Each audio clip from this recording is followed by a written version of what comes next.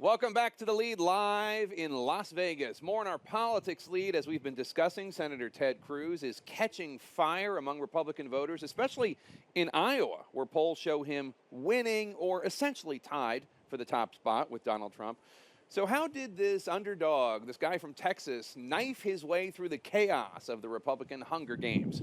According to the Washington Post, the Cruz campaign has been turning to science to target voters. The campaign has bet big on compiling psychological data on the public that they are attempting to woo. This way, when a campaign worker knocks on a front door in, say, Cedar Rapids, Iowa, that campaign worker's iPhone tells him exactly what to say to best appeal to that voter and how to say it. Let's bring in Tom Hamburger of the Washington Post, who broke this story. Tom, fascinating story. Now, we've known about micro-targeting for a decade, campaigns identifying voters based on did they buy kale at Whole Foods and putting that together with a bunch of data and trying to appeal to them. How is this any different?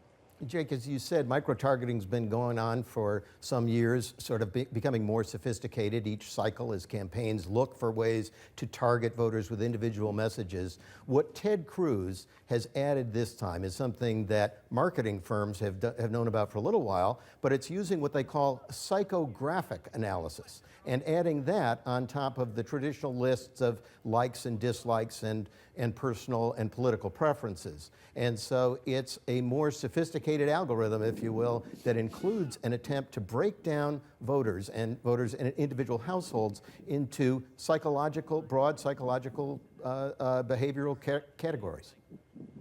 And let's talk about some of those categories. You start your article at the Washington Post by revealing some of these categories for voters, breaking them down into specific types, such as relaxed leader, or temperamental conservative, or true believer, or stoic traditionalist. How does the campaign come to define these voters in these categories?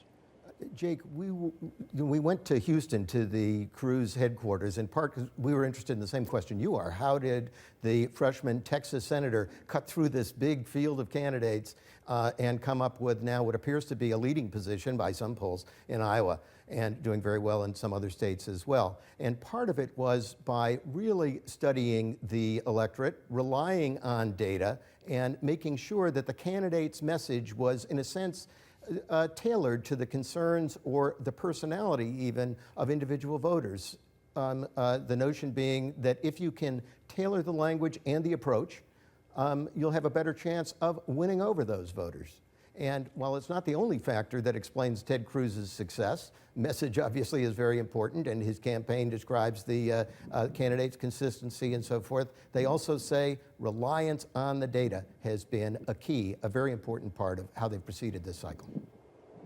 So just give us like one hypothetical. You can make it up if you want, but just they get this information beyond consumer information. Where are they getting it from? And then how does that change their approach? Okay, I got you. Okay. So, can you hear me now? Okay. Yes. So just give us a hypothetical. The example. Where do they get this information beyond consumer, and how do they assert themselves based on it? So this is one that the campaign told us about. We interviewed Chris Wilson, who is the research and analytics director at the Cruz campaign, and he described how different approaches on an issue that Ted Cruz feels very strongly about, the Second Amendment, gun rights, might be delivered to different audiences. So if someone was classified in the category of traditionalist, for example, and someone who was a relaxed leader is one of their categories, they might get an ad that talked about the tradition of gun rights in this country, perhaps accompanied by a picture of a parent accompanying a child on a first duck hunting trip. However, if the person who was categorized as having neuroticism or some fearfulness, then a different kind of ad might be delivered. This person's also concerned about the Second Amendment, but instead of emphasizing a family hunting trip, the emphasis would be on personal safety, perhaps accompanied by a picture of a burglar breaking into a home at night. Fascinating. Tom Hamburger of the Washington Post, thank you so much. Really appreciate it. Thanks, Jake. Good to be with you.